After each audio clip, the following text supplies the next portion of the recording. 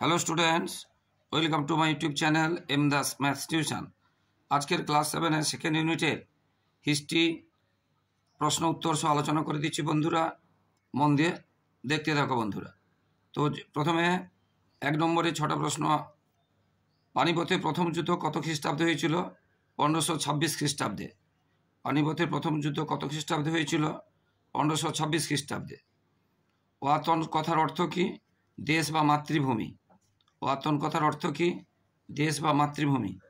Vasco da Gama কত খ্রিস্টাব্দে ভারতের কালিকট বন্দরে এসেছিলেন? 1498 খ্রিস্টাব্দে। ভাস্কো দা গামা কত খ্রিস্টাব্দে ভারতের কালিকট বন্দরে এসেছিলেন? 1498 খ্রিস্টাব্দে। সিরি শহরটি কে তৈরি করেছিলেন? আলাউদ্দিন খিলজি। সিরি শহরটি কে তৈরি করেছিলেন? আলাউদ্দিন খিলজি। ফরাসি ইস্ট ইন্ডিয়া কোম্পানি কত খ্রিস্টাব্দে প্রতিষ্ঠা হয়েছিল? না, 1664 খ্রিস্টাব্দে। ফরাসি ইস্ট ইন্ডিয়া কোম্পানি কত খ্রিস্টাব্দে প্রতিষ্ঠিত হয়েছিল? 1664 খ্রিস্টাব্দে। মধ্যযুগে ভারতের কোন খেলার জনপ্রিয়তা ছিল সবচেয়ে বেশি? কুস্তি। মধ্যযুগে ভারতে কোন খেলার জনপ্রিয়তা ছিল সবথেকে বেশি? কুস্তি। খানোয়ার যুদ্ধ কবে হয়েছিল বা কত খ্রিস্টাব্দে হয়েছিল? 1527 খ্রিস্টাব্দে। নগর শব্দটি আসলে ড্যাশ ভাষার শব্দ? সংস্কৃত ভাষা। মুঘল যুগে বড় ও সুন্দর বাড়িগুলিকে ড্যাশ বলা হতো? হাভেলি। মুঘল যুগে বড় ও সুন্দর বাড়িগুলিকে ড্যাশ বলা হতো? হাভেলি। শিখদের পবিত্র ধর্মগ্রন্থ কি? গুরু গ্রন্থ সাহেব। গুরু গ্রন্থ সাহেব। এবারে বীরবলের নাম ছিল ড্যাশ? মহেশ দাস। বীরবলের নাম ছিল কি? মহেশ দাস। মুঘল সম্রাট আকবর তৈরি নতুন রাজধানী কি ছিল? ফতেহপুর। মুঘল সম্রাট আকবরের তৈরি নতুন রাজধানী ছিল ফতেহপুর। মুঘল আমলে ড্যাশ বন্দর ছিল ভারতের প্রধান বন্দর? সুরাট। মুঘল আমলে ভারতের প্রধান বন্দর ছিল সুরাট। এবার 3-4টি বাক্যে উত্তর দিতে হবে। সুলহ ই কুল কি? সুলহ ই কুল কি? না, অর্থ এই সুলহ ই কুলের অর্থ সকলের সাথে শান্তি এবং সৌহার্দ্য ভাব বা সহনশীলতা। আকবর প্রবর্তিত এটি একটি নীতি যা বিভিন্ন ধর্মের মধ্যে শান্তি ও সহিষ্ণুতা বজায় রাখতে শেখায়। বুঝতে পেরেছ? এবারে বাণিজ্যিক চাষ বলতে কি বোঝো? বাণিজ্যিক চাষ বলতে বোঝায় লাভের উদ্দেশ্যে বাজারে বিক্রির জন্য ফসল বা পশু পাখি চাষ বা পালন করাকে। বুঝতে পেরেছ বন্ধুরা? বাণিজ্যিক চাষ। এরপরে হুন্ডি কি? হুন্ডি কি? হুন্ডি না, আগেকার দিনে এক স্থান থেকে অন্য স্থানে অর্থ পাঠানোর জন্য হুন্ডি ব্যবহার করা হতো।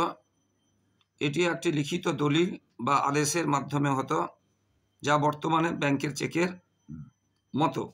তাহলে হুন্ডি হচ্ছে বর্তমানে যে ব্যাংকে চেক দেওয়া হয়, চেক এক জায়গা থেকে অন্য জায়গায় জমা দিলে টাকা পাওয়া যায়। আগেকার দিনে এক স্থান থেকে অন্য স্থানে অর্থ পাঠানোর জন্য হুন্ডি ব্যবহার করা হতো। এটি একটি লিখিত দলিল বা আদেশের মাধ্যমে হতো, যা বর্তমানে চেকের মতো। এবারে শ্রীমন্ত শঙ্করদেব কেন বিখ্যাত ছিল? শ্রীমন্ত শঙ্করদেব কয়েকটি কারণে বিখ্যাত ছিল। প্রথম, তিনি একজন ধর্ম সংস্কারক ছিলেন। তিনি বৈষ্ণব ধর্মের নতুন রূপে প্রকাশ করেন, বৈষ্ণব ধর্মকে নতুন রূপে প্রকাশ করেন, যাকে এক শরণ নাম ধর্ম, এটা এক শরণ নাম ধর্ম কথাটাকে ইনভার্টেড কমার মধ্যে রাখবে, এক শরণ নাম ধর্ম বলা হয়। এবং তিনি একজন সমাজ সংস্কারক ছিলেন। সমাজে যে কুশিক্ষা, অন্ধবিশ্বাস ছিল, সেইগুলো তিনি দূর করেছিলেন এবং তার জন্য অনেক আন্দোলন করেছিলেন। আর তিনি একজন কবিও ছিলেন, নাট্যকারও ছিলেন, শিল্পীও ছিলেন, সাহিত্যিকও ছিলেন। এই জন্য তিনি বিখ্যাত। এরপরে যে বড় প্রশ্নগুলো, পাট্টা ও কবিলিয়ত বলতে কি বোঝো? ভীষণ ইম্পর্ট্যান্ট। টিকা লেখো লালকেল্লা। বাংলায় বৈষ্ণব আন্দোলনের ফলাফল কী হয়েছিল তা তুমি নিজের ভাষায় মতামত বক্তব্য করো। বাংলায় বৈষ্ণব আন্দোলন জানো, আমাদের চৈতন্য মহাপ্রভু, শ্রী চৈতন্য মহাপ্রভু হরে রাম হরে কৃষ্ণ বলে সারা বাংলায় রাস্তায় রাস্তায় দুয়ারে দুয়ারে তিনি আন্দোলন করেছিলেন। এইভাবে সকলকে তিনি এক করেছিলেন, জাতি ধর্ম বর্ণ নির্বিশেষে, এবং আমাদের বাঙালিদের মধ্যে ঐক্য গড়ে তুলেছিলেন। তোমরা বই থেকে পড়বে। তো বন্ধুরা, এইভাবে কিন্তু সেকেন্ড ইউনিটের প্রশ্ন হয়। তো যারা আমার ইউটিউব চ্যানেলটি দেখছো সকলকে অসংখ্য ধন্যবাদ, শুভেচ্ছা, অভিনন্দন। আর যারা আমার চ্যানেলে নতুন, প্লিজ চ্যানেলটিকে সাবস্ক্রাইব শেয়ার করে একটু সাপোর্ট করো বন্ধুরা। লাইক ও কমেন্ট করতে ভুলো না। এইভাবে আমার ইউটিউব চ্যানেলটি ফলো করলে তোমরা শুধু ইতিহাস, শুধু বিজ্ঞান, শুধু ভূগোল নয়, অঙ্ক, সমস্ত বই প্রশ্ন উত্তর সহ পাবে, এবং সাজেশান উত্তর সহ পাবে, এবং শুধু 5, 6, 7 নয়, 9, 10 সমস্ত ক্লাসের সাজেশান উত্তর সহ পাবে, এবং ম্যাথসের সমস্ত চ্যাপ্টার উত্তর সহ আলোচনা করে দেওয়া হয়েছে বিশদভাবে, এবং টেস্ট পেপার সব আলোচনা করে দেওয়া হয়েছে, বড় ছোট প্রশ্ন। তাই তোমরা যদি শেয়ার করো, তোমাদের দাদা দিদিরা উপকৃত হবে।